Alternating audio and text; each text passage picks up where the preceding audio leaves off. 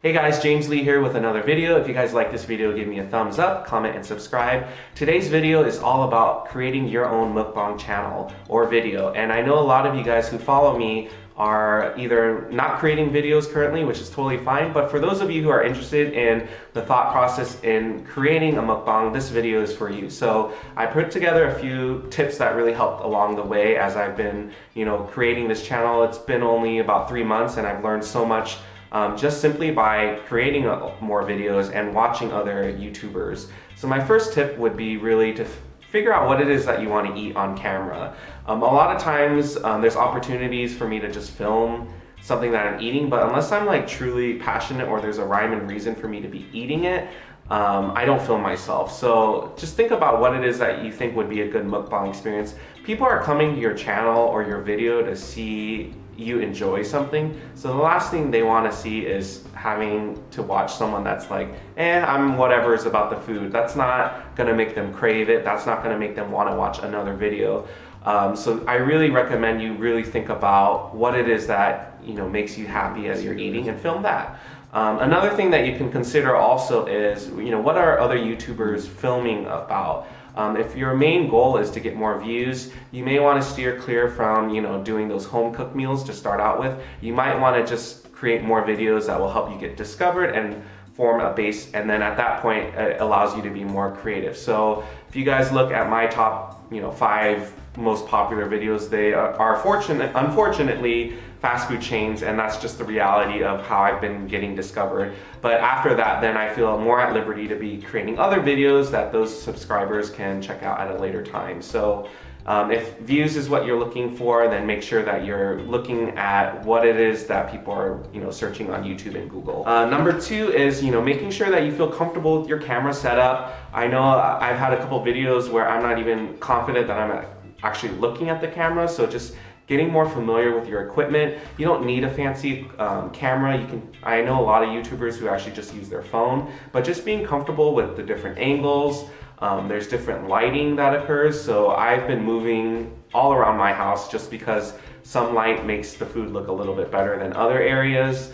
You may have noticed when I first started out, I was in my dining room, and then I realized, hey, the living room dining room table looks a lot better. Did I say living room dining room table? I meant the living room table looks a lot better. So experiment. There's not a one size fits all. I think again it's a trial and error. Your first mukbang is really not going to be the most perfect and polished version as it can be, but what you got to do is continue making the videos, and you'll learn over time what it is that will make the food the star of your videos. Number 3 tip I would say would be making sure your sound is good. Again, it's a very sensory experience to be able to watch someone eat, so you want to make sure if you're eating something crunchy, they can hear the crunch. If you really like something, they can hear the that's so good, noises that you make. So make sure that your sound is adequate. Again, I'm not using a fancy microphone. Maybe I'll just make sure that I'm staying far from a window if it's trash pickup day, or the air condition doesn't suddenly decide to turn on while I'm filming. So little things like that make a huge difference in the quality of your videos. Number 4, I would say, is if you are planning on doing a talking mukbang, which is having certain topics to discuss. Some of you guys may have that talent of just being able to talk about whatever's going on. There are those of us like myself who need to kind of storyboard some of those things that we're going to talk about. So I like to, as I'm, ordering food or making food, I start thinking about what is it that I want to talk about to this person in front of me. And I jot that down, and then I have, little anecdotes that I'm able to add along the way. Personally, I'm not a big fan of just sitting there in silence. I would normally talk to someone if they were, sitting right across from me. So it does help to have a few topics, lined up before. You don't necessarily need to practice as much because again, you want to come across as you're just having a conversation with someone. So that would be my number 4 tip. My number 5 tip, and I think of all the tips, this is the one that's most essential, is don't forget to be yourself. And you probably have heard that in some other iterations for other types of videos, but I really have found that that's been one of the most important tips that I've taken away from just watching other YouTubers, is that you have a chance to captivate an audience and you want to be authentic as much as you can. So part of your authenticity comes in how unique you are.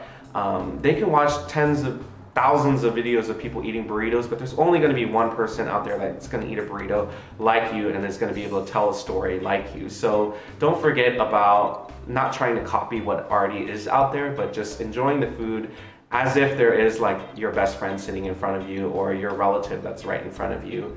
I'm a big supporter, and if you have to burp, go ahead and burp. If you have to, tap your foot because it fell asleep during filming, go ahead and do that. It's not going to be perfect.